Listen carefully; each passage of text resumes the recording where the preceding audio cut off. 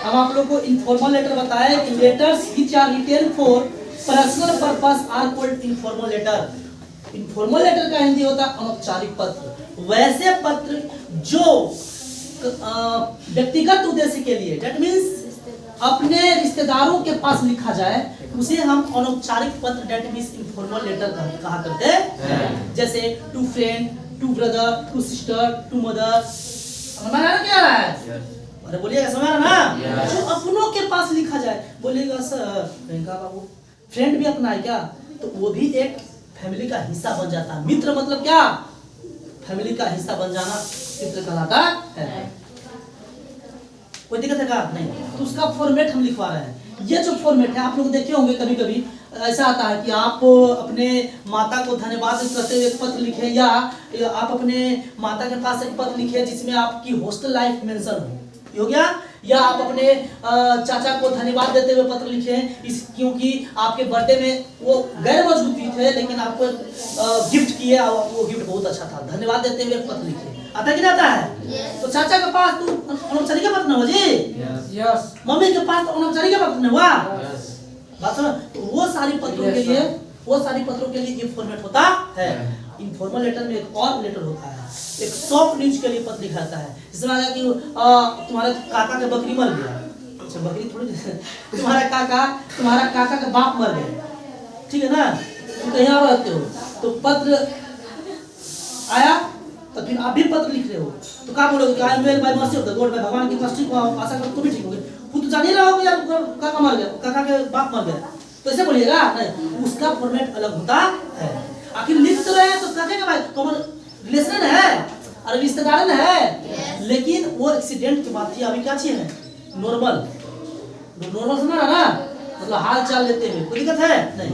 तो दो प्रकार की तरह से इनफॉर्मल लेटर कर सकते हो। नॉर्मल है दुर्भाग्य को, मतलब कि एक्सीडेंट हुआ या फेल हो गया, कोई एग्जाम में फेल हो गया हो, कोई आपका भाई एग्जाम में फेल हो गया मान लीजिए, तो उसको सांत्वना देते पत्र लिखेगा ना, तो भाई के पास लिख रहा है तो ऑलरेडी तुम्हारा काचे हो गया वो अनौपचारिक पत्र।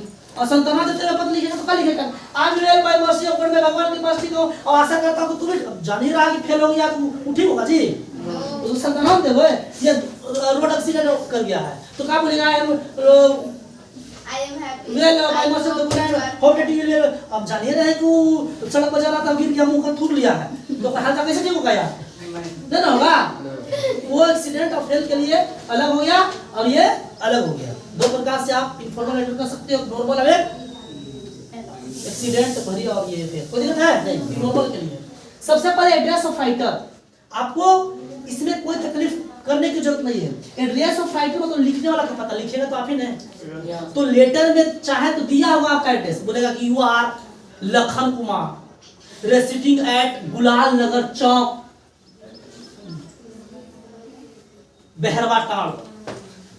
आप कहेगा कि आप कुछ पल के लिए लखन कुमार हो, आप साथ ही साथ आप गुलाल नगर चौक बहरवा टाड़ का निवासी हो। Write letter to the friend, आप अपने मित्र के पास एक पत्र लिखो, ऐसा तो कुछ पल के लिए आप लेटर के अनुसार आपका एड्रेस हो जाएगा। आपका बाप के नाम चल नहीं होगा केवल आपका नाम, आपका केवल एड्रेस चल जाएगा। तो आपको उस लेटर के मुताबिक चलना पड़ेगा। कोई दिक्कत है? नहीं। तो लेटर में दिया होगा तो अपने लिखने वाला का पता लिख लेंगे लेटर के अनुसार, और लेटर में नहीं दिया हुआ रहेगा बाबू, लेटर में नहीं दिया रहेगा तो अपने लिखने तो अपना परिचय लिख देंगे। कोई दिक्कत है क्या? नहीं दिक्कत है? नहीं। तो address of writer, address of writer वो लेटर के माध्यम समझाएंगे तो आप बेहतर समझ आएगा। उसके बाद डेट, उसके बाद डेट क्या करता है? चला लेकर डेट हमारा कितना तारीख है? 27 28 तारीख 2025। लेकिन बिल्कुल गलत है, लेटर में इस प्रकार का डेट लिखा नहीं जाता है।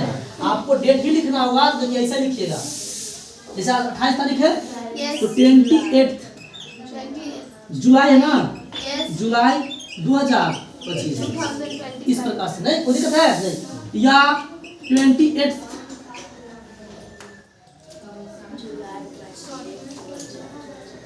हाँ या ऐसे भी लिख सकते हैं जुलाई 28 2025। कोई दिक्कत है? लिख सकते हैं कैसे? दो तरह से डेट को आप लिख सकते हैं। कोई दिक्कत है? चाहे तो आप लिखे 28 जुलाई 2025 या जुलाई 28 2025। उसके बाद माय डियर, अगर फ्रेंड है तो फ्रेंड जो भी हो, माय डियर भी जो भी हो लेटर के अनुसार, कोई दिक्कत है नहीं। दोस्त हो, भाई हो, बहन हो तो अब डियर लिखेगा टू लेटर के अनुसार। अगर write letter to the friend तो फ्रेंड लिख दीजिएगा, write letter to the brother तो ब्रदर लिख दीजिएगा, कोई दिक्कत है?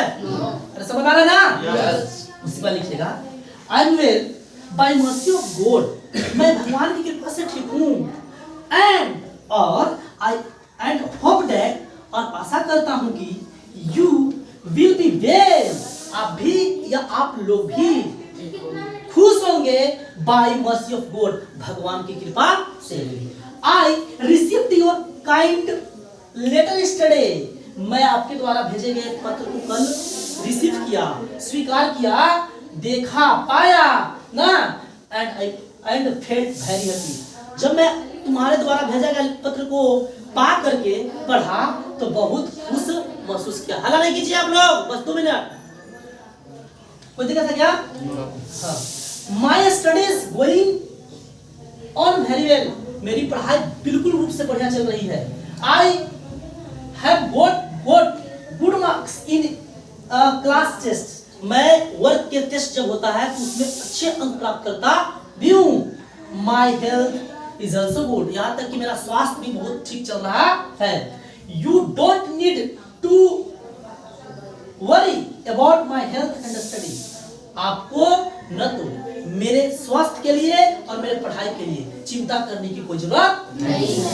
कोई दिक्कत है? मतलब कि आपको मेरे स्वास्थ्य और पढ़ाई के लिए चिंता करने की कोई जरूरत नहीं ना। उसके बाद you don't need to worry about, हो गया।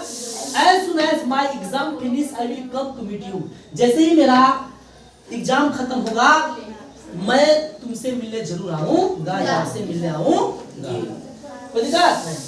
उसके बाद पैराग्राफ चेंज करके main part of the letter, letter में मेंशन किया रहता है, 3 से 4 लाइन लिखना, ये जो फॉर्मेट हो गया 3 से 4 लाइन लेटर के अनुसार लिखना होता है। उसके बाद फिर लिखेंगे अंत में, please convey my regards to elders and a lot of love, आप मेरे प्रणाम, बहुत सारे शुभकामनाएं बड़ों को पहुंचा दीजिएगा, कह दीजिएगा। एंड अफेक्शन टू यंगर्स, और छोटे नन्हे प्यारे छोटे छोटे बच्चों को, भाई बहनों को आप ढेर सारा बधाई दे दीजिएगा, मतलब ढेर सारा शुभ प्यार दे दीजिएगा। कोई दिक्कत है? बड़ों को प्रणाम कह दीजिएगा और छोटे को ढेर सारा शुभकामना शुभ प्यार दे दीजिए। योर्स लविंग, आपका प्यारा XYZ लेटर के अनुसार करना। कोई दिक्कत है का? किसी को दिक्कत है? अब अंत में खाली एक वो टहकार लाइन से अंडरलाइन कर देना है, लेटर जब लिखा हो जाएगा तो टहकार लाइन से अंडरलाइन कर देना, ठीक है? तो देखने में खूबसूरत लगता है।